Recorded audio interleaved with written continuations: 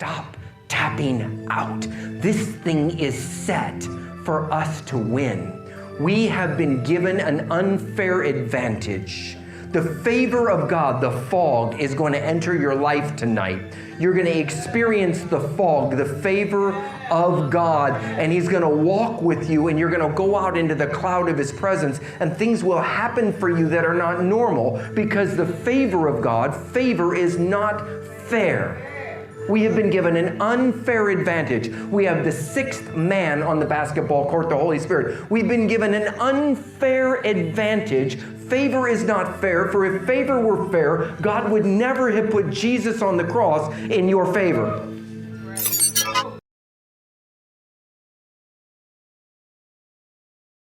Technology is all God's.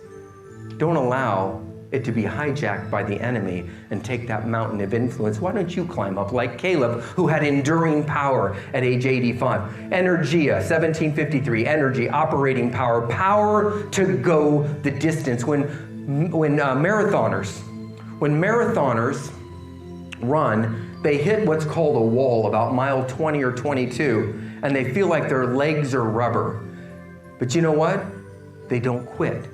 They continue on to finish the race that they might receive the prize.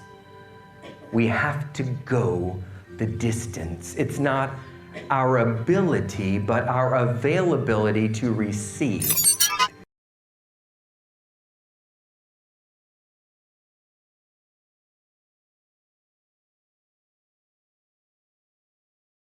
And she says, there I was in Mozambique, and I'm walking through, and the market's there, and all of a sudden, I smell that smell.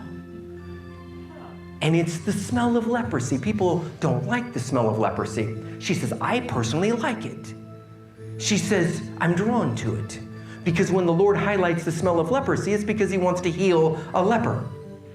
And so I look, like, oh, I get excited. She said, I went and I found the man, and he had the goo in his feet, and the goo in the hands.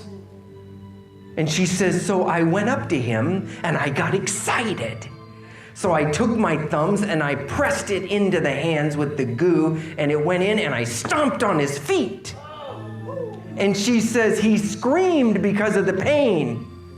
And I got excited because lepers can't feel, so I knew God was healing him. Wow. And he was healed. Kratos, authority to heal the sick, to cast out devils, to cleanse the lepers, and to raise the dead.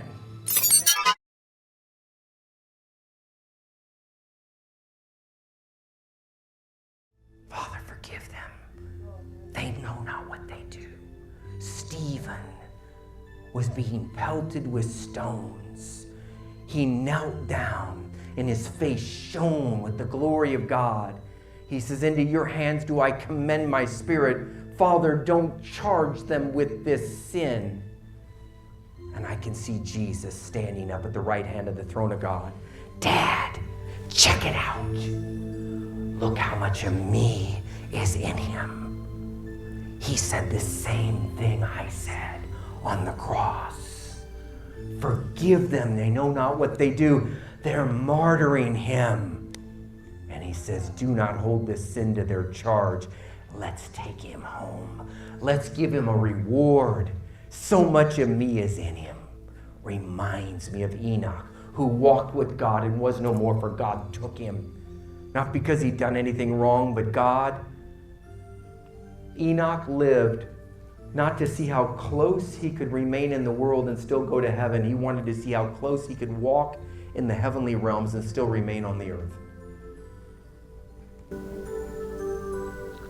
And guess what? Stephen's prayer was answered.